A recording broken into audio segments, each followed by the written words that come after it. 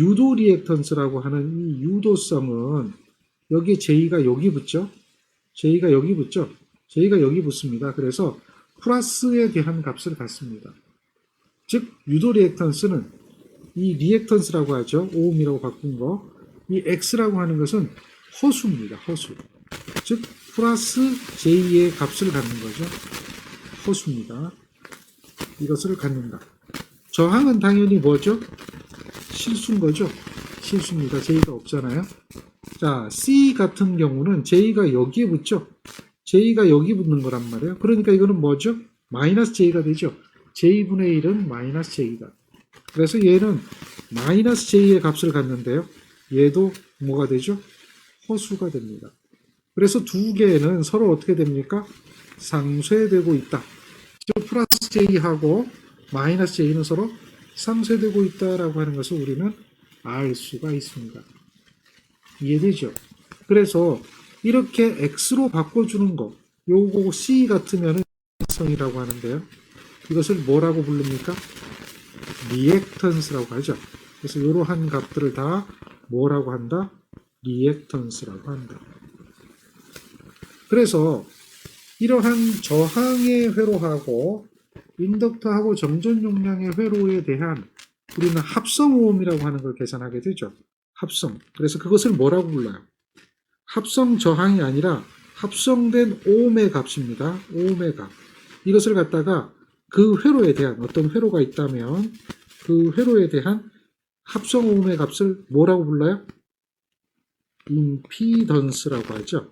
임피던스는 Z고 단위는 오음입니다. 임피던스라고 불러요. 이것은 실수하고 허수로 이루어져 있는 거죠. 그래서 임피던스는 저항과 리액턴스의 합입니다. 저항과 리액턴스 합인데 지금 이렇게 표현하는 요것이 우리는 어떤 좌표 형식입니까? 이렇게 표현하는 요것은 지금 현재 실수하고 허수로 표현한 거죠. 실수하고 허수로 표현한 겁니다. 이것을 갖다 우리는 뭐라고 불러요? 벡터라고 하는 겁니다. 벡터로 표현했는데 벡터 표현 중에서도 이러한 표현을 무슨 표현이다? 직교좌표 형식, 직교좌표 형식으로 표현한 거죠. 그런데 직교좌표 형식은 다시 뭘로 바꿀 수가 있어요? 극좌표 형식으로 바꿀 수가 있죠. 극좌표 형식으로 바꿀 수가 있습니다. 그래서 극좌표 형식은 어떻게 되죠? 루트의 r제곱에 x제곱이 되죠. 그리고 아크탄젠트 r분의 x 이런 형태가 되는 겁니다. 이렇게 되는 것을 이것을 뭐라고 한다? 극좌표 형식이다 라고 하는 거죠. 그래서 기억해야 됩니다. 극좌표. 극좌표에 대한 값을 기억하고 있어야 됩니다. 그래서 요것을 이렇게 바꿔줬죠.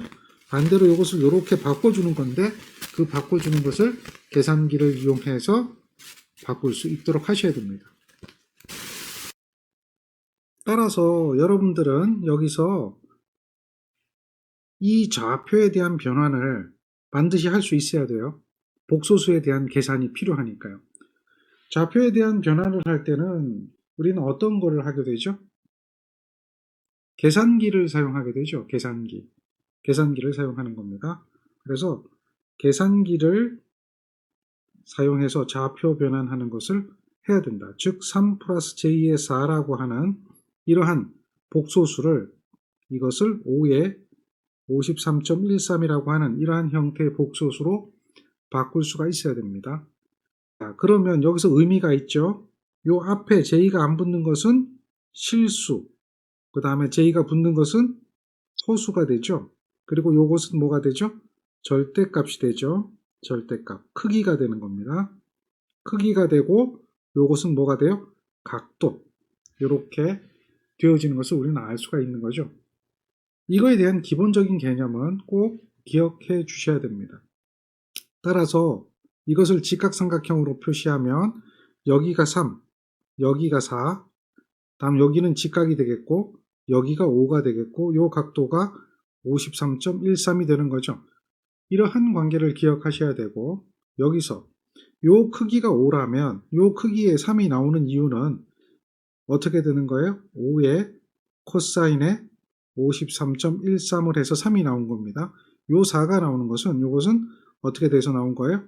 5의 사인에 53.13을 해야 4가 나오는 거죠. 그렇게 해서 직각좌표, 극좌표 변환하는 과정과 또 여기서 의미, 요 5를 구하는 것은 피타고라스 정리를 이용하는 거죠. 피타고라스 정리라고 하는 거 있어요. 즉 밑변의 제곱, 높이의 제곱은 빗변의 제곱과 같다. 즉 5의 제곱은 3의 제곱하고 4의 제곱하고 같다. 뭐 이러한 피타고라스 정리를 활용하는 것도 기억을 해줘야 됩니다. 따라서 여러분들은 회로 이론을 해석할 때는 먼저 이러한 이야기를 반드시 해결을 해주고 가야 됩니다. 이것을 해결하지 않으면 우리는 회로 이론 해석이 어려워지는 거죠. 자, 회로를 구하게 된다, 회로를 해석하게 된다라고 하면 결국은 오음이라고 하는 값, 오음이라고 하는 이 값을 가지고 우리는 해석을 하게 되는 거죠. 그래서 전류를 구하라 그러면 암페어는 오음분의 볼트, 이렇게 되어질 겁니다. 그래서 회로를 해석할 때 우리는 어떤 방법으로 회로를 해석합니까? 페이저라고 하는 걸 가지고 해석을 하죠. 페이저. 기억합니까? 페이저라고 하는 표현을 이용해서 회로를 해석하는 거예요. 즉 100에 루트 2에 사인에 오메가 t 플러스 30 이렇게 되어진다면 자, 이것의 페이저 표현은 어떻게 되는 거죠? 시력값의 각도로 우리는 페이저를 표현한다라고 하는 거 알고 있죠. 그래서 전압이 되어진다면 뭐 전류를 페이저로 구하기도 하고 전력을 페이저로 구하기도 하고 다 이렇게 하는 겁니다. 따라서 기본적으로 여러분들이 알고 있어야 되는 이러한 페이저 표현, 즉 얘가 전압이라고 한다면 임피던스가 주어지는 거죠. 전압이라고 한다면 임피던스는 예를 들어서 3 플러스 j2의 4 오음이라고 한다면 그렇다면 이것이 임피던스가 나오고 이것이 전압이라면 우리는 이런 걸 이용해서 전류를 계산할 수가 있는 겁니다. 전류는 어떻게 되죠? 3 플러스 j2의 4분의 100의 30도. 이것을 바로 계산해야 되겠죠? 여러분들은 이것을 바로 계산기를 이용해서 이런 연산을 한다든지 또는 수학적으로 연산한다든지 두 가지 중에 한 가지가 돼야 되는데요. 우리는 무엇을 권장합니까? 이런 것들은 연산을 어떻게 해라? 계산기를 사용해라 라고 이야기를 하는 겁니다. 계산기 사용 가능한가요? 계산기 사용 가능한가요? 불가능한가요? 그렇죠. 이거에 대한 계산기 사용은 충분히 가능해야 합니다. 그래서 계산기 사용법을 공부를 해 놓으셔야 돼요. 계산기 사용법을 공부를 해 놓으셔야 기본적으로 해결이 될 겁니다. 자, 그런데 여기서 여러분들이 지난 시간에 공부했던 것 중에 병렬이든 직렬이든 임피던스를 구하게 되는 거죠. 병렬이든 직렬이든 임피던스를 구하게 됩니다. 그런데 그 임피던스 값이 결국은 뭐였죠? 임피던스 값이 A 플러스 J의 B의 형태로 나타났죠. J의 B. 그래서 우리는 이 B에 해당되는 값을 뭐라고 부릅니까? B에 해당되는 값을 리액턴스라고 불렀죠. 리액턴스. 임피던스를 구해서 리액턴스 값이 플러스의 값이냐 마이너스의 값이냐를 따져가지고 우리는 이러한 회로가 유도성 회로냐 용량성 회로냐 이렇게 구분을 하게 되는 거죠. 자, 그런데 말입니다. 이 임피던스에 대한 역수의 개념이 있다는 거예요. Z분의 1이라고 하는 게 있고요. 여기서 얘기하는 A분의 1이라고 하는 게 있고요. 여기서 얘기하는 J의 B분의 1이라고 하는 게 있습니다. 즉 다시 말해서 이 임피던스는 정확하게 표현하면 R 플러스 J의 X가 되는데요. 이것은 Z분의 1이고 R분의 1이고 요거는 뭐가 돼요? J의 X분의 1이 됩니다. X분의 1. 이렇게 표현하는 것이 있어요. 이것을 갖다 우리는 뭐라고 하느냐? Z분의 1을 Y라고 하고요. R분의 1을 G라고 하는 거죠. X분의 1을 뭐라고 합니까? 여기서는 이제 J가 위로 올라가죠. 마이너스 J가 되고 B가 되는 거죠. 이렇게 표현합니다. 그래서 이것을 갖다가 뭐라고 부르냐? 기억해야 돼요. 어드미 턴스입니다. 어드미 턴스. 역수의 개념이고 단위는 뒤집어지는 거죠. 모에 대한 단위를 갖습니다. 자, 저항의 역수는 뭐가 되죠? 우리가 배웠죠? 콘덕턴스 또는 뭐예요? 컨덕턴스 뭐 이렇게 콘이나 컨이나 뭐 이런 식으로 이야기를 하게 되는 거죠. 컨덕턴스 이렇게 얘기하고요. 요 리액턴스의 역수, 저항의 역수가 아닌 이제 이 리액턴스의 역수를 이를 뭐라고 하냐면 서셉턴스 이렇게 얘기하는 겁니다. 명칭들을 기억해야 돼요.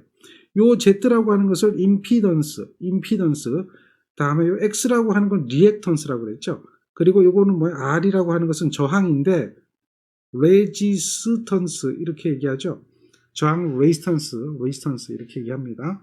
그래서 각각의 턴스들이 많아요. 요거는 뭐라고 불렀어요? 임피던스.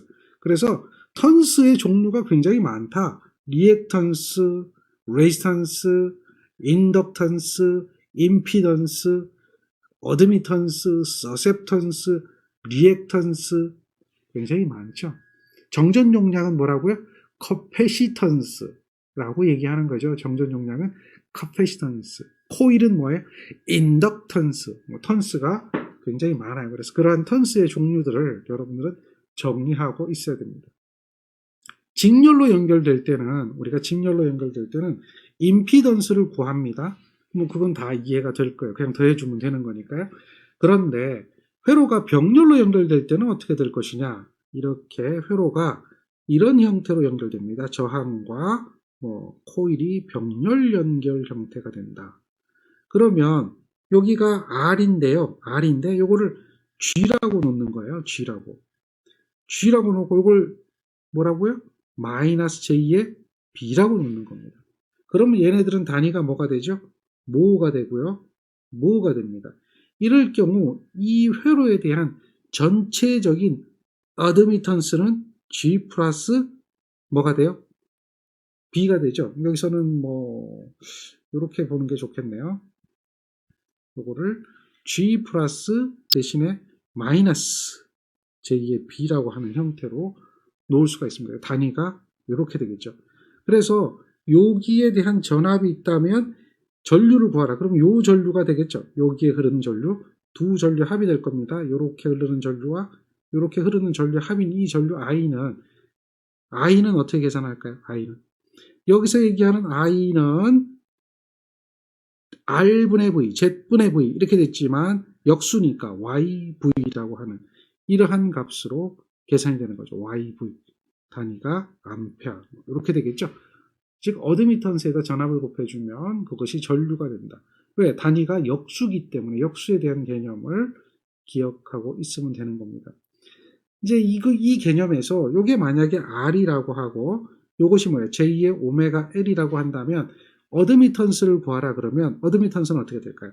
이 경우에 어드미턴스는 R분의 1에 플러스 제2의 오메가 L분의 1이 되죠. 즉 R분의 1에 마이너스 제2의 오메가 L분의 1이 되어지는 이러한 값이 바로 뭐예요? 모우가 되는 거죠.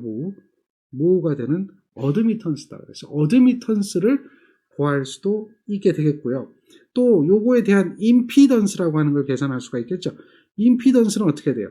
임피던스는 요거 두 개가 병렬이면 R분의 1에 플러스 제2의 오메가 L분의 1분의 1이죠. 이것을 임피던스라고 하는데 결국 이 임피던스하고 어드미턴스의 관계를 비교해 보면 무슨 관계가 있습니까? 역수 관계가 되어져 있다는 것도 우리는 쉽게 알 수 있죠. 결국은 요거는 통분을 하게 되면 어떻게 되죠? R 플러스 제2의 오메가 L에다가 R 곱하기 제2의 오메가 L이 되는 거죠. 이런 형태로 오메가 값을 계산해낼 수도 있는 겁니다. 그래서 병렬 회로의 해석, 직렬 회로의 해석 다 마찬가지로 임피던스를 구하든 어드미턴스를 구하든 구하게 될 텐데요. 결국은 이러한 형태는 우리가 결론을 지어보면 한 가지로 나타나게 됩니다. 어떻게 한 가지로 나타나느냐? 즉 임피던스든 어드미턴스든 간에 회로를 해석할 때 반드시 구해야 되고 임피던스 Z는 어쨌든 A 플러스 J의 B로 나타날 겁니다. 어드미턴스 Y도 뭐예요? A 플러스 J의 B의 형태로 나타나겠죠. 결국은 단위가 오음이 되든지 단위가 모가 되든지 간에 실수 플러스 허수의 형태로 나타나게 된다라고 하는 거. 어떤 회로든 간에 결론은 이것이 된다라고 하는 거죠. 그래서 회로 해석을 하면 됩니다. 임피던스일 때는 전류를 구하라 그러면 Z분의 V로 어드미턴스일 때는 전류를 구하라 그러면 역수니까 YV로 계산을 하게 되는 거죠. 단지 이제 이렇게 계산할 때 여기에서 연산이 뭐가 된다? 복소수 연산. 복소수 연산이 되는데 이 복소수 연산은 뭘 이용하죠? 계산기 사용. 뭐 이렇게 정리를 해주면 됩니다. 여기서 이제 기본적인 이야기가 한 가지가 더 나오는데요. 회로의 임피던스를 계산할 때 이 값, 또 회로의 어드미턴스를 계산할 때 이 값, 지금 표시한 이 두 개의 값이 0이 될 때가 있습니다. 0이 될 때. 회로 해석할 때 임피던스를 구해서 0이 되든지 어드미턴스를 구해서 0이 되든지, 즉 임피던스를 구했는데 어떤 회로인지 모르지만 임피던스를 구했는데 Z 이퀄 R이 되든지 또는 Y 이퀄 G가 되든지 하는 겁니다. 즉 임피던스 Z가 R만 되었단 말이죠. 이러한 상태가 되어질 때를 우리는 특별히 뭐라고 얘기하는 거죠? 이런 상태가 될 때 공진이라고 하는 겁니다. 공진 상태. 그래서 공진 상태에 대해서 한 가지씩 또 공부를 해보게 될 겁니다. 지금까지 배운 거 정리가 됩니까? 자, 이 예제를 풀기 위해서는 지금과 같은 기반 지식이 있어야 되는 거죠. 이 예제를 읽어보면 이 예제는 어떤 내용들이 나올까요? 이 예제는 1kHz라고 하는 주파수가 주어졌습니다. 1kHz라고 하는 주파수에 자, 5mH가 있습니다. 이 유도 리액턴스죠. 그거와 용량 리액턴스가 있는데 그거하고 크기가 어떻다 그랬어요? 크기가 같은이라고 얘기하고 있죠. 크기가 같은. 맞습니까? 그러면 크기가 유도 리액턴스하고 용량 리액턴스의 크기가 같아졌다라고 하는 이 의미는 곧 무엇을 의미하는 거죠? 공진 상태를 의미하고 있다라고 하는 것. 공진이라고 하는 것을 의미하고 있다는 것. 얘를 기억해 줘야 되는 겁니다. 그렇죠? 그렇게 같아질 때에 대한 C의 값을 구하라. 그러면 우리는 이 문제를 풀 때에 이렇게 해도 되죠. 오메가 L하고 같으니까 오메가 C분의 1이다. 그래서 요걸 이용하면 1kHz니까 2파이에 1000이 되겠죠. 1000이 되겠고 5mH니까 5 곱하기 10에 마이너스 3승은 이렇게 되겠네요. 오메가 C분의 1하고 같아야 되니까 여기도 2파이에 1000에다가 곱하기 C분의 1이 될 때 그때의 C 값이 얼마냐. 이런 형태로 계산하는 거죠. 이거는 이제 공진에 대한 개념보다는 그냥 같다라고 하는 그 조건을 맞춘 거죠. 그렇게 계산해도 되는데 우리는 공진을 알게 된다면 이 문제를 해결할 때는 공진 조건을 이용하게 되는 겁니다. 이렇게 풀어도 되지만 공진 조건이라고 하는 게 있죠. 이거는 오메가 제곱 LC는 이퀄 1이기 때문에 여기에서 C 값을 구하라 그러면 얘는 어떻게 돼요? 오메가 제곱 L분의 1이 되는 거죠. 따라서 오메가 제곱 L분의 1이니까 오메가 값이 얼마입니까? 2파이 1000이 되겠죠. 요거의 제곱이에요. 거기에 L분의 1이라고 그랬죠. L은 얼마라고 그랬습니까? 5mH이죠. 5에 10의 마이너스 3승분의 1이 되겠죠. 요것을 계산하면 5.07 곱하기 10의 마이너스 6승이 나온다는 거죠. 5.07이라고 하는 값이 마이크로파라드 값으로서 존재하게 된다라고 하는 거죠. 자, 공진 조건에 대한 의미를 기억하느냐라고 하는 겁니다. 공진 조건에 대한 의미 기억할 수 있을까요? 공진 조건에 대한 의미 기억할 수 있을까요? 이거 할 수 있을까요? 해야 되죠. 공진에 대한 것이 무엇인지 우리는 간략하게 이해를 했습니다. 공진이 되면 전압이 높게 나타날 수도 있어요. 전류가 크게 흐를 수도 있어요. 또 특정한 주파수를 선택할 수가 있게 되겠죠. 뭐 그러한 여러 가지 공진에 대한 이야기를 해볼 수가 있습니다. 자, 이 문제도 공진에 관한 문제입니다. 이 문제를 알기 위해서는 방금 전에 했던 이런 내용들을 전체적으로 가지고 있어야 됩니다. 이 문제는 R과 L과 C가 직렬 공진이 되어 있는 회로가 되겠죠. 그래서 문제에서도 친절하게 뭐라고 얘기해 주고 있습니까? RLC에 대한 직렬 공진 회로다라고 이야기를 하고 있어요. 자, 이때 얘 공진 주파수 FR에서 L에 걸리는 전압을 구하라 이렇게 얘기하거든요. 그러면 L에 걸리는 전압은 결국은 뭐 C에 걸리는 전압이랑 같다라고 하는 것은 우리는 알 수가 있어야 됩니다. L에 걸리는 전압은 C에 걸리는 전압하고 같아야 돼. 맞습니까? 그러면 결국은 뭐냐? L에 걸리는 전압은 C에 걸리는 전압은 결국은 뭐예요? 오메가 L I가 되든지 이게 같다고 그랬죠? 오메가 C분의 1 I가 되든지 결국 이러한 형태가 되어져야 된다는 건 우리가 알 수가 있겠죠? 그걸 보기에서 찾는 겁니다. 보기에서 이 개념, 요 개념, XI에 대한 개념, 요게 VL이고 VC가 되는데 이게 XI에 대한 개념이 되어지는 게 있느냐? 자, 여기서 보면 얘 XI입니까? 아니죠. 절대 답이 될 수가 없습니다. 자, X는 맞아요. I입니까? I를 곱해줬나요? 아니죠. 절대 답이 아닙니다.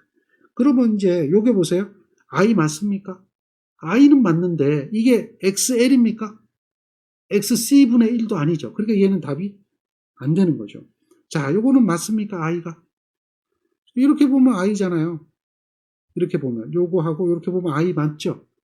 오메가 C분의 1 맞습니까? 그렇죠. 그러니까 얘가 답이 되는 거죠. 요거에 해당되는 값이 되겠죠. I 대신에 뭘 집어넣은 거야? 공진전류. 공진전류니까 R분의 V를 대입한 거죠. R분의 V를 대입을 해서 계산한 겁니다. L 양단이나 C 양단의 전압이 같다.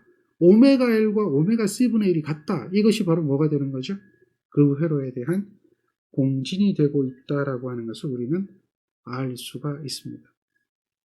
정리됩니까?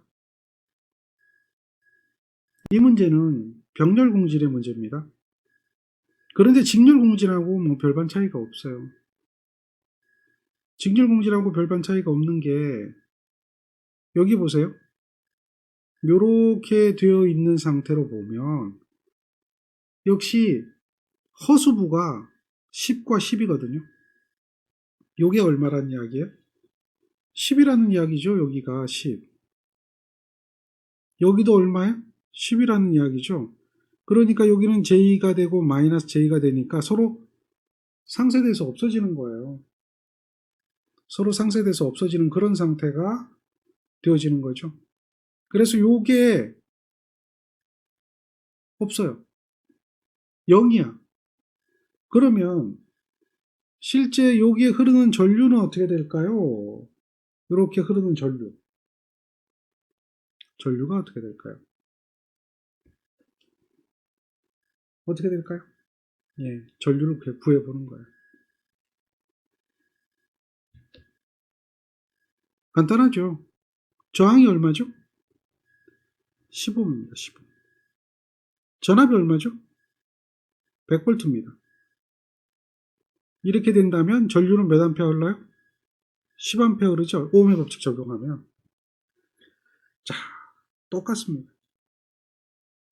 결국은요, 허수부가 뭐가 되는 거예요? 0이 되는 겁니다. 병렬공진도. 병렬공진도 허수부가 0이 되는 겁니다. 그죠? 그런데 말입니다. 이런 걸 한번 생각해 보세요. 만약에 여기도 15ohm이고, 지금 여기도 15ohm이잖아요? 여기도 15ohm이거든요. 그럼 여기에 흐르는 전류는 얼마일까요? 이렇게 흐르는 전류는. 이게 이제 뭐가 되죠? IL이 되죠, IL. IL은 역시 10A 흐르죠. 얘도 10A 흘러요. 어떻게 10A 흘러요? J의 10분의 100이 되니까 마이너스 J의 10A 흐르죠. 그렇죠. 여기도 얼마 흘러요? 여기도. 이건 IC가 되겠죠. IC는 마이너스 J의 10이잖아요. 마이너스 J의 10분의 100이잖아요. 그러니까 얘는 얼마가 돼요? J의 10A가 되겠죠. 위상이 반대인 겁니다. 그래서 여기에 흐르는 전류가 얼마가 되는 거죠? 요거는 플러스 J의 10하고 요건 마이너스 J의 10이니까 합쳐져서 여기는 뭐가 흘러요? 0A가 흐르는 거죠. 그래서 결국은 여기 공진 전류가 이만큼 흐르게 되는 거예요. 이런 상태가 병렬 공진입니다. 병렬 공진. 즉 병렬 공진은 병렬 공지는 어드미턴스로 구해보면 어드미턴스 y가 뭐만 남아요? g분의 1만 되고 다음에 여기에 있는 요 어드미턴스 값, 요 어드미턴스는 어떻게 돼요? j 오메가 1분의 1이 되겠죠? 요 어드미턴스 값, 요거는 뭐예요? j 오메가 c가 되겠죠? 이렇게 되어지는 거잖아요. 이렇게 어드미턴스를 구해봤을 때 여기에 있는 이 어드미턴스 값이 뭐가 되어지는 거죠? 0이 되어지는 상태를 말하는 거죠. 0이 되어지는 상태. 지금처럼 이렇게 같아져서 0이 되어버린단 말이에요. 그런 상태가 바로 뭐죠? 공진이 되는 거예요. 즉 병렬 상태의 공진이 되어지면 어드미턴스가 어떻게 됩니까? 어드미턴스 요 값이 어떻게 돼요? 최소가 됩니다. 어드미턴스 최소가 되면 i는 yv가 돼서 전류가 어떻게 되죠? 어떻게 됩니까? 당연히 최소값이 되는 거죠. 병렬 공진 시에는 바로 전류가 최소값이 되어집니다. 전류가 최소값이 되어지게 되면서 이러한 L과 C 양단에 바로 뭐가 확대되는가? 우리가 앞에서 배울 때는 전압이 확대된다라고 하는 걸 배웠잖아요. 여기서는 전류가 확대되어진다라고 이야기를 해볼 수가 있는 거예요. L과 C 양단에는 전류가 확대된다. 그 전류 확대되는 것을 한번 살펴볼 수가 있습니다. 만약에 여기가 지금 이렇게 되어 있지만 요 값이 좀 바뀌어가지고 1이라고 해도 우리는 이 상태가 되면 무슨 상태가 된 거예요? 공진 상태가 된 거죠? 그랬을 때에는 전류가 몇 암페어 흘러요? 1분의 100이 되니까 그때는 100암페어가 되겠죠. 물론 여기가 J가 됐으니까 마이너스 J가 되겠죠. 요거는 1이 된다면 그렇죠. 역시 J의 100암페어가 되겠죠. 그러니까 전류가 몇 배 확대되어지는 거야? 10배 확대되어질 수도 있다. 그래서 이런 병렬 공진에는 뭐가 존재하는 거죠? 전류 확대 B라고 하는 것이 존재합니다. 그래서 그것은 I분의 IL이 되고 I분의 IC가 되는 거죠. 이것도 역시 마찬가지 Q가 되는 거죠. 그래서 이걸 갖다가 우리는 뭐라고 하는 거예요? 양호도 이렇게 이야기하는 겁니다. 그래서 똑같은 개념이에요. 그래서 이러한 문제를 보고 여러분들이 이 문제가 병렬 공진이구나 라고 하는 것을 알아야 된다는 거죠. 9번째 문제를 보겠습니다. 자, 이 문제는요. 우리가 앞에서 배웠던 걸 한번 생각해 보세요. 임피던스에 대한 개념을 배웠고요. 어드미턴스에 대한 개념을 배웠죠. 그리고 공진이라고 하는 개념을 배웠어요. 그런 것들이 기본 바탕이 되어서 기초 지식이 되어서 이 내용을 해결할 수가 있어야 됩니다. 정전 용량만의 회로라고 이야기를 하고 있죠. C만의 회로에 주파수 60Hz의 100V의 전압을 가했더니 전류가 60mA가 흘렀다는 얘기죠. 이것은 60 곱하기 10의 마이너스 3승 암페어라고 하는 거죠. 이러한 전류가 흘렀을 때에 C인데 C의 단위를 몰라요. 여기서는 안 주어졌으니까. 근데 보기에 주어졌죠. 마이크로 파라드라고 하는 이 값을 구해봐라. 그러면 우리는 C만의 회로에 대한 전류의 식을 기억해야 되는 겁니다. C만의 회로에 대한 전류는 I는 뭐가 돼요? 오메가 C분의 1분의 V가 되겠죠. 오음분의 볼트가 바로 전류가 되는 거 아닌가요? 그러니까 오메가 C V 암페어가 우리가 알고 있는 C만의 회로에 흐르는 전류다. 물론 여기에 전압이 무슨 값이죠? 실효 값이 주어진 거죠. 그렇다면 여기에 전류 값도 뭐가 되는 거죠? 실효 값이 되는 겁니다. 그래서 여기에 지금 전압은 실효 값이고 여기에 전류도 무슨 값이죠? 실효 값이 되는 겁니다. 됐나요? 그럼 여기에서 우리는 C 값을 구해야 되는 거죠. 따라서 C 값은 어떻게 될까요? C라고 하는 이 값은 오메가 V분의 I죠. 오메가 V분의 I 이렇게 계산하시면 됩니다. 오메가는 2파이 F라고 하는 건 우리 알고 있고요. 자, 2파이 F라고 하는 건 알고 있어요. 그러면 2파이 주파수 60이 되겠네요. 전압은 몇 볼트를 가했나요? 100볼트를 가했다고 그랬죠. IC는 몇 mA예요? 60mA죠. 요거 계산하면 끝나는 거죠. 계산하면 끝나는 거죠. 그럼 얘는 얼마예요? 1.59 곱하기 10의 마이너스 6승 나와요. 1.59가 답이 되는 거죠. 어려운 얘기 아니죠? 네, 어렵지 않습니다. 간단한 거예요. 네, 기본적인 개념. 그래서 보통 이제 우리가 C에 흐르는 전류 하면 콘덴서에 흐르는 전류, 콘덴서에 흐르는 전류. 요걸 갖다 자기학에서 배우는데 뭐라고 얘기하냐면 변위전류라고 해요. 또는 변위전류 밀도 뭐 이렇게 얘기하는데요. 그때 IC라고 하는 것이 이제 교류로 표현하거든요. 교류. 이게 오메가 CV 루트 2의 사인에 오메가 T 플러스 2분의 파이라고 하는 이런 변위전류가 구해져요. 이건 자기학에서 배운단 말이에요. 그러니까 시료값으로 나타내면 뭐가 되는 거예요? 시료값으로 나타내면 요게 시료값으로 되겠죠. 그래서 콘덴서에 흐르는 전류, 실기에도 많이 배웁니다. IC는 2파이 FCV 이렇게. 콘덴서에 흐르는 전류는 이렇게. 그리고 요 전압은 무슨 전압이에요? V는 콘덴서에 걸리는 전압. 콘덴서에 걸리는 전압. 이렇게 다 배우게 되는 거죠. 그래서 콘덴서를 델타 연결하던 콘덴서를 Y 연결하던 그때 콘덴서에 흐르는 전류를 구하고 콘덴서의 용량을 구하고 하거든요. 그 얘기는 당장 어디에서 나오느냐? 전력공학에서 당장 나와요. 그래서 이러한 것은 자기학에서는 변이전류라고 얘기하고요. 전력공학에서는 무슨 전류라고 하냐면 충전전류. 그리고 그거에 대한 전력을 계산하거든요. 충전 용량. 이러한 개념에서 그대로 다 적용을 한다. 공부는 다 이어지게 되어 있습니다. 잘 보고 이해하고 있어야 됩니다. 자, 10번째 문제 한번 살펴볼게요. 콘덴서와 코일에서 실제적으로 급격히 변화할 수 없는 것이 있다. 다음 중 어느 것인가? 이렇게 되죠. 이거는 이제 식에 대한 의미를 한 가지 기억하시면 됩니다. 코일에서는 우리가 전자유도 법칙이라고 하거든요. 전자유도 법칙 또는 단자전압, 코일의 단자전압인데 V는 L dT분의 DI인 거죠. 자, 여기서 급격히 변화한다라고 하는 이 말은 무슨 뜻이냐라고 하면 급격히 변화한다라고 했을 때 이 말의 뜻은 시간이 dt가 0이 되어진다라는 거예요. 순식간에 변화해야 되니까 시간이 짧아야 되잖아요. 그죠? 완만하게 변화된다. 천천히 변화된다. 그러면 시간이 길 거 아니에요. 급격히 변하게 된다. 그러면 시간이 0인 상태에서 전류가 1A만 변해보세요. 그럼 이 전압은 어떻게 돼요? 무한대가 되죠. 이게 실제 있을 수 있나요?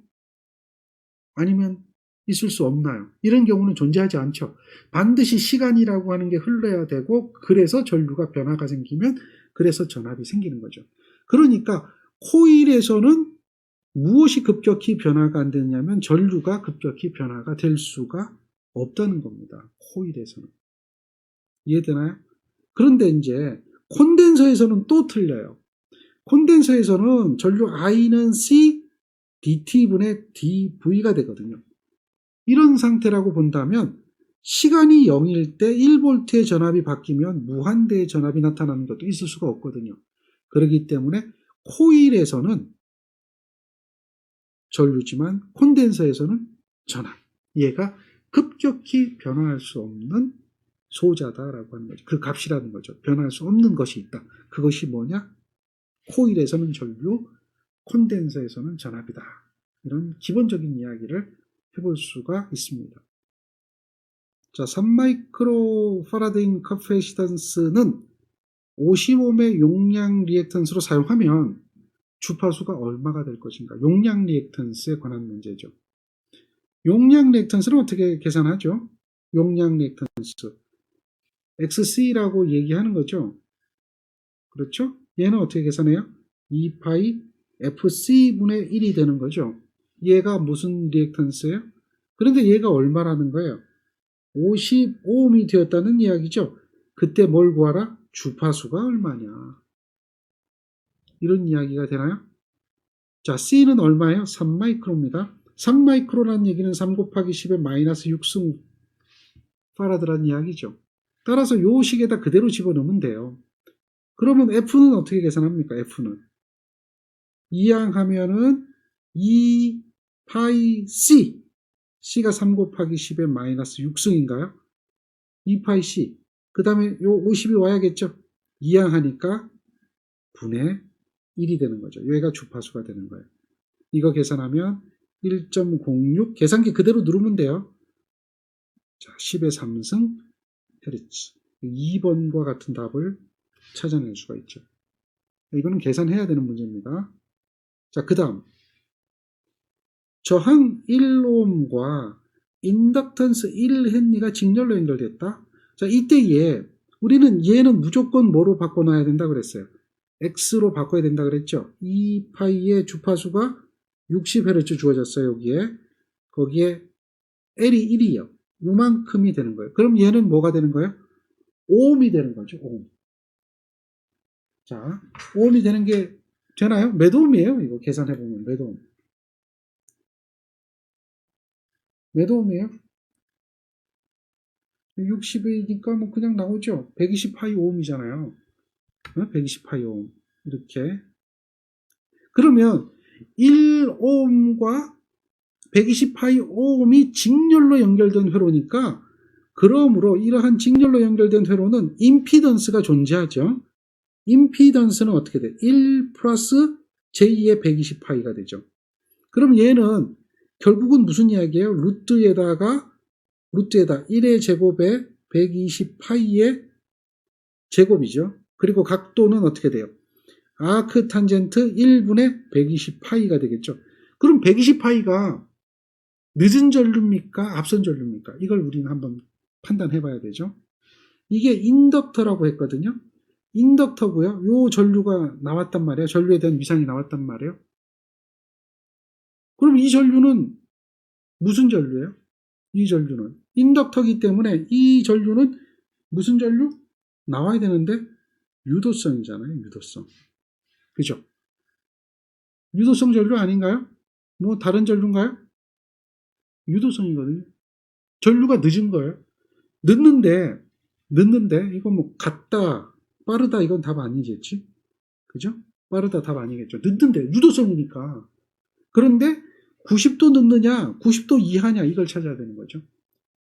90도가 늦으려면 저항이 없는 경우, 얘는 뭐예요? 순수 뭐만 있다? 인덕턴스. 순수 인덕턴스일 때만 90도가 되죠. 그러니까 뭐가 되죠?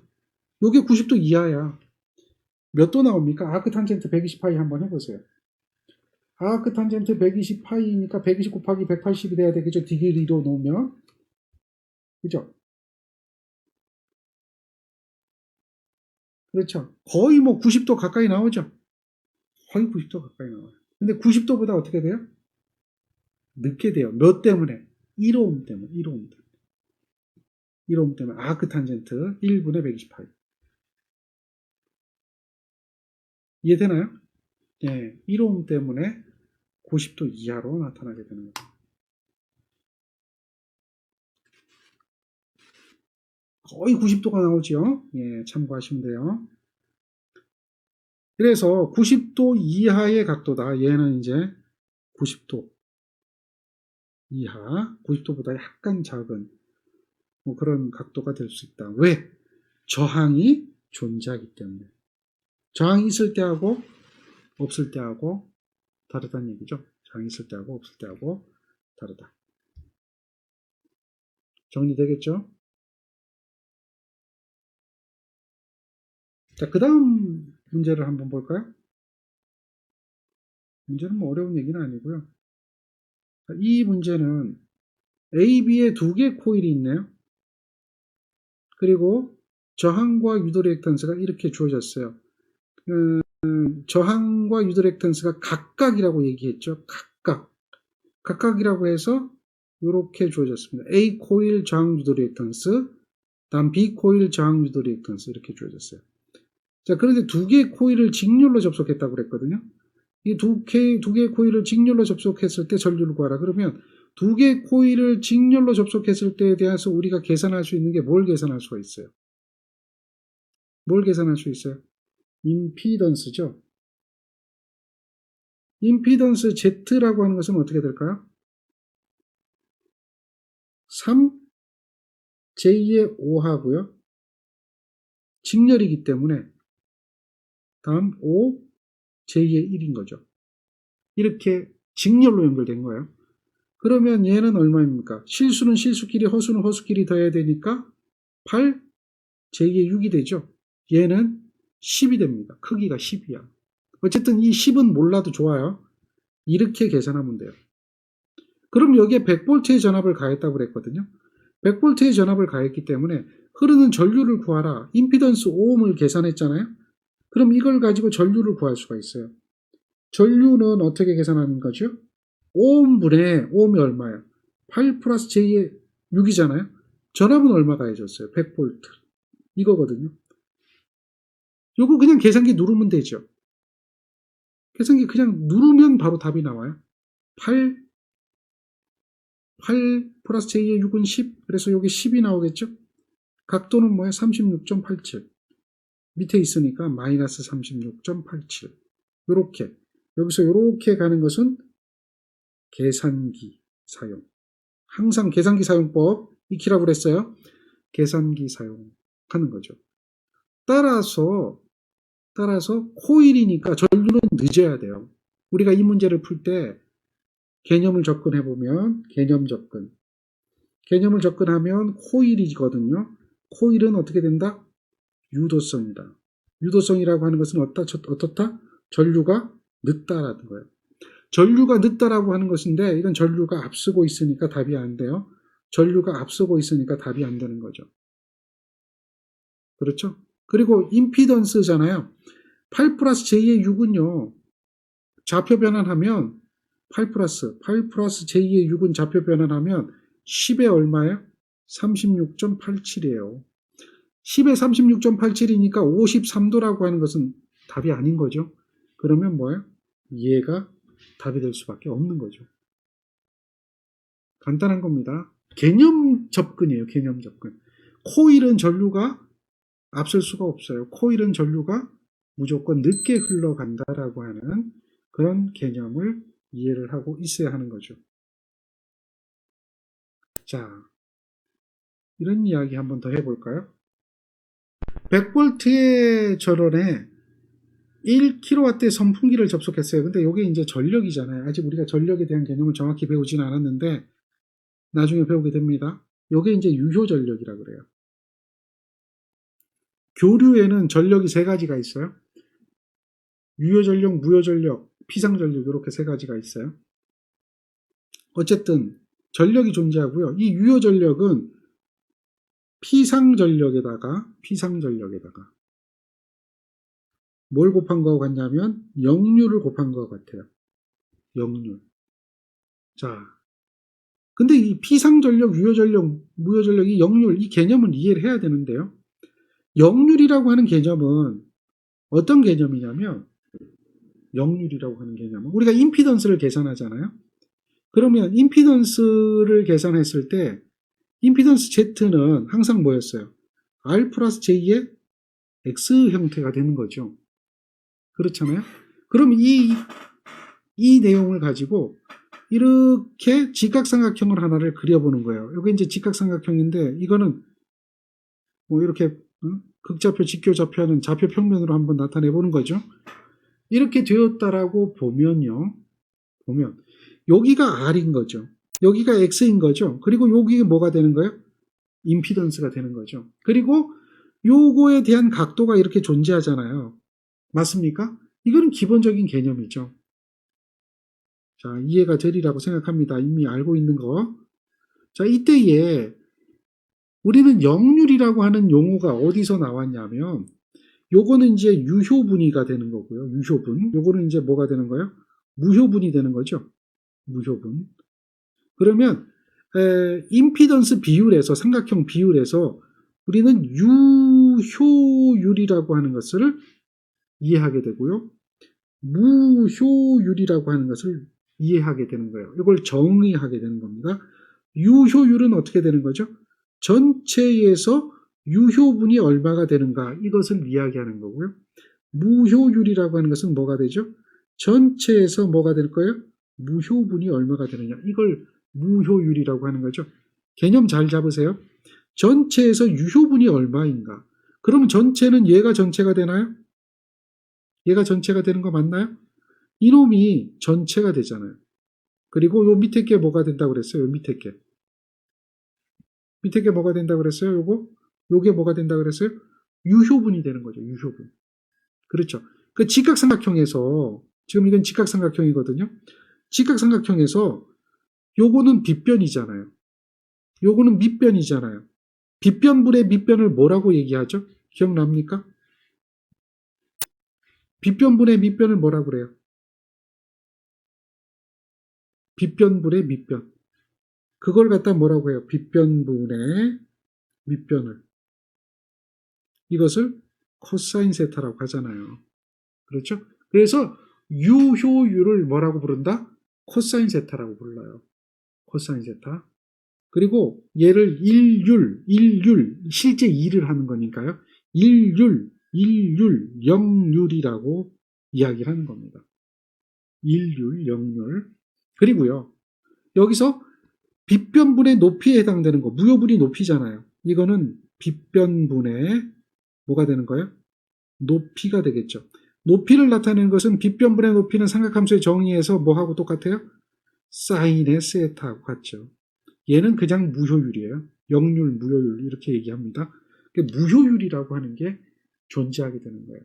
이거는 삼각함수에서 나타나는 거예요. 여기에 있는 이런 삼각형, 직각삼각형에서 그것이 나타난다는 거죠. 그래서 임피던스를 구하게 되면 거기에 있는 임피던스 각이라고 하는 게 있어요. 이게 임피던스 각인데 요 각을 갖다 무슨 각이라고 부른다고요? 임피던스 각이거든요. 얘가 뭐냐면 결국 영률 각이에요. 즉 다시 말해서 세타 값을 알면 그것을 코사인 취해 줘 버리면 그게 영률이 되는 거예요. 그걸 코사인 취해 주면 이해하시겠죠? 코사인을 취해 주면 영률이 된다라고 하는 그런 기본적인 관계를 이해를 해야 돼요. 정리가 되나요? 정리하셔야 돼요. 자, 그런데 말입니다. 우리는 이제 삼각함수에서 말이에요. 삼각함수에서 공학기초 기본 동영상 강의 쪽에 보면 나와 있는 것 중에 하나가 있는데요. 삼각함수에서 보면 말이죠. 이런 경우를 한번 살펴볼 수가 있어요. 직각삼각형에서 이야기가 되거든요. 직각삼각형에서. 어떤 이야기가 되냐면 이렇게 되어 있는 이런 직각삼각형이 있을 때 여기가 A가 되고 여기가 B가 되고 여기가 C가 되잖아요. 그리고 이 각도가 세타가 되는 거죠. 자, 세타가 되는 겁니다. 그랬을 때 코사인 세타는 뭐가 돼요? A분의 B가 되는 거죠. 사인의 세타는 뭐가 되는 거예요? A분의 C가 되는 거죠. 맞습니까? 이렇게 되는 거죠. 이해돼요? 안 돼요? 이해되겠죠. 충분히. 맞습니까? 그러면 이거를 알면요. 우리는 이제 탄젠트 세타도 알 수가 있는 거죠. 탄젠트 세타는 뭐가 되는 거예요? 탄젠트 세타는 B분의 C가 되는 거죠. 밑변분의 높이가 탄젠트 세타가 되는 거죠. 탄젠트 세타는 뭐하고 똑같은 거예요? 다시 말해서 탄젠트 세타는 알아야 되는데 코사인 세타분의 사인 세타가 되는 거죠. 이거는 이제 삼각함수에서 나오는 이야기예요. 코사인 세타분의 사인 세타가 되는 거죠. 그래서 그걸 갖다 뭐라고 한다? 탄젠트 세타다. 그래서 이걸 대입해 보세요. 코사인 세타를 여기다 집어넣고 사인 세타를 여기다 집어넣으면 그게 B분의 C가 나와요. 즉 다시 말해서 A분의 C 넣고요. A분의 B 넣으면은 얘가 뭐가 나온다는 얘기죠. 그렇죠. 그래서 이러한 그 코사인 세타분의 사인 세타를 탄젠트 세타라고 한다라고 하는 그런 개념도 알고 있어야 되고요. 즉 영률과 무효율 사이의 관계입니다. 영률과 무효율 사이의 관계. 또 하나 더.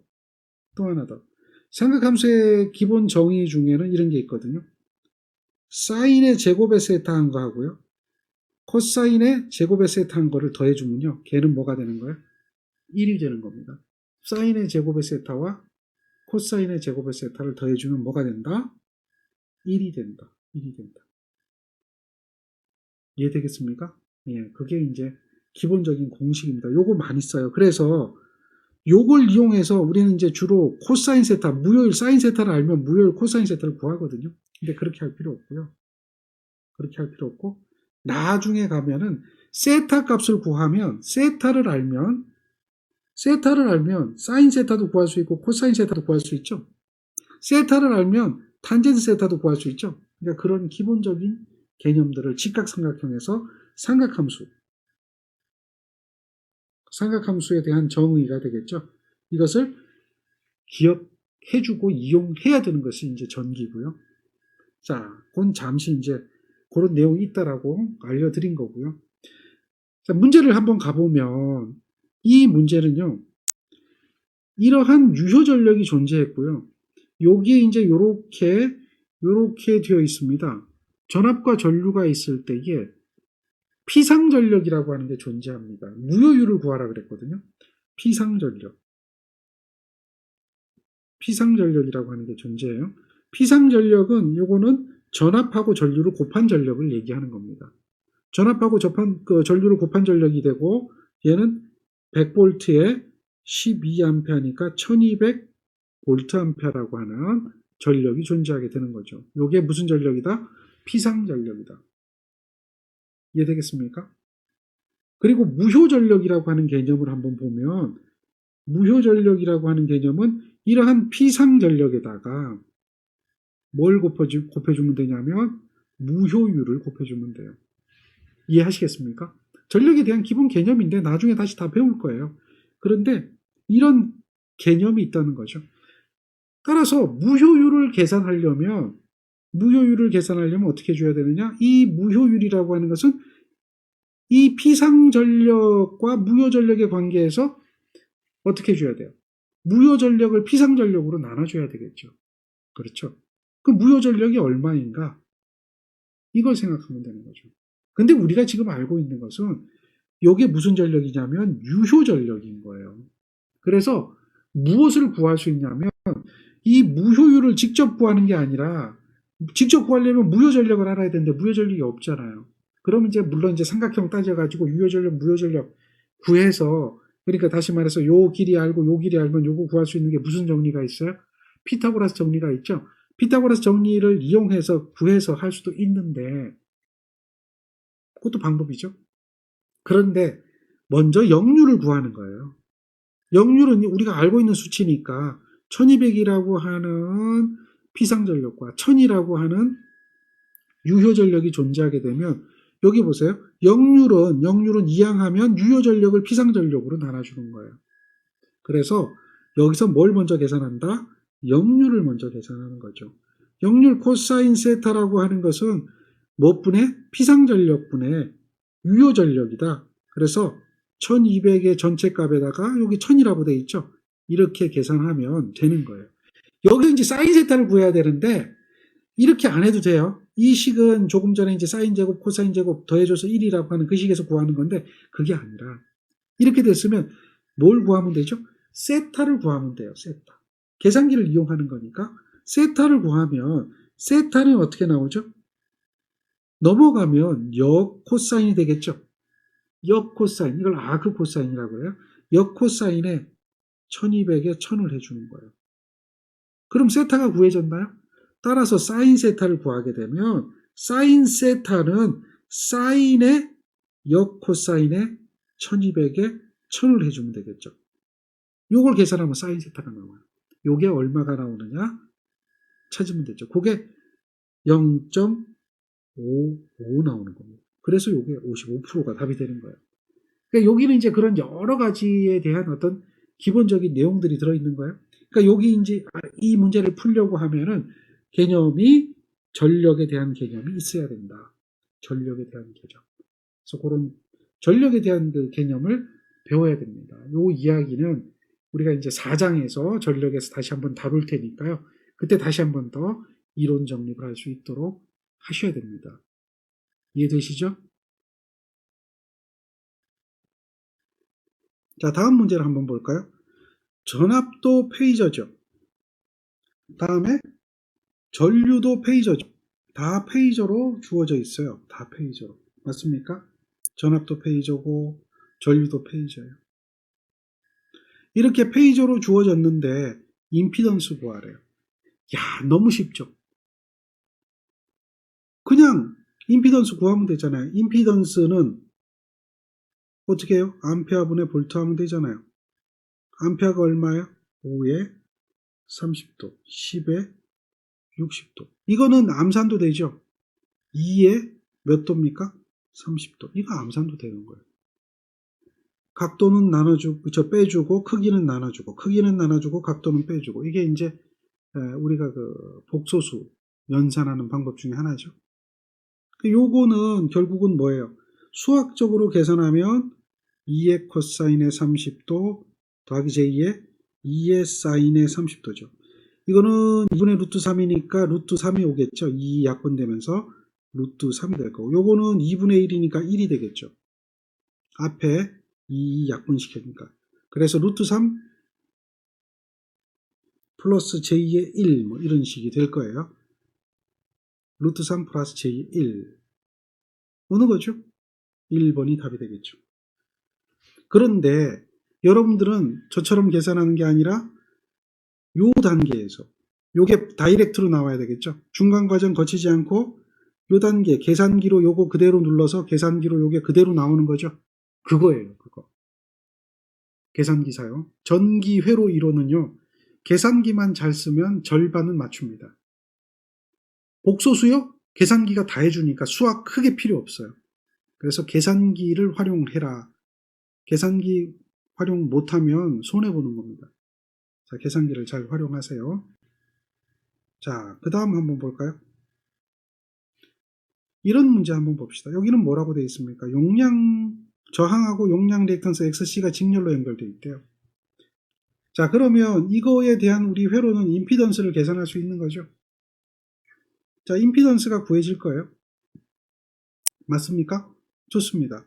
이런 회로에 뭐가 있어요? 100V에 60Hz의 교류를 가했더니 10A 전류가 흐른대요. XC 값 구하래요. 자, 구할 수 있을까요? 임피던스를 구할 수가 있잖아요. 일단은 직렬이라고 얘기했기 때문에 임피던스 Z는 8 플러스 J의 X, 여기는 마이너스 J라고 하는 게 좋겠네요. 어차피 마이너스로 나올 테니까요. 이렇게 됐나요? 근데 이거는 크기를 구하면 8의 제곱에 XC의 제곱이 되겠죠. 맞습니까?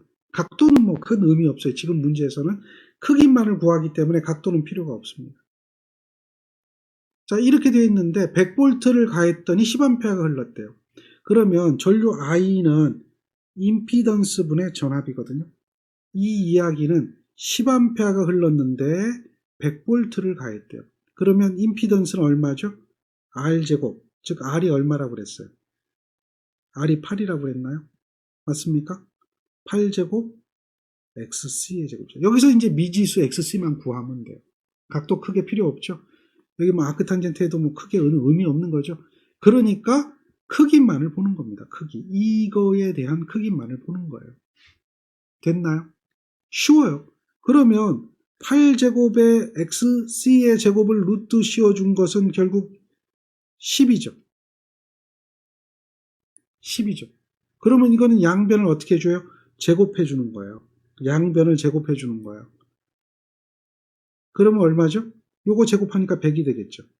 됐나요? 그러면 XC 값을 구할 수 있나요? 제곱이 되겠네요.